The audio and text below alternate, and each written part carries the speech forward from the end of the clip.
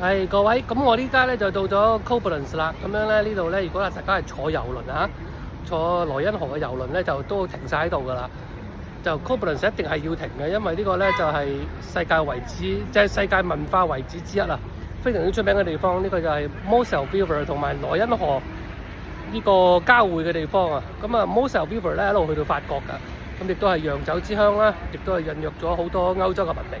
咁樣萊茵河咧就喺前邊就呢個上下河谷咧就行晒㗎啦，咁樣再往上去咧就係科隆，咁樣咧就一般係嚟講咧就係以 Koblenz 呢度為終點嘅。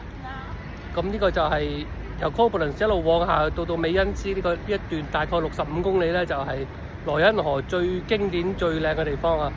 OK， 今晚咧我哋就喺 campsite 嗰度瞓覺啊。咁一陣間我先至翻到 campsite，同埋喺 Koblenz River 嗰個交匯點嘅時候再同大家拍啦。拜拜。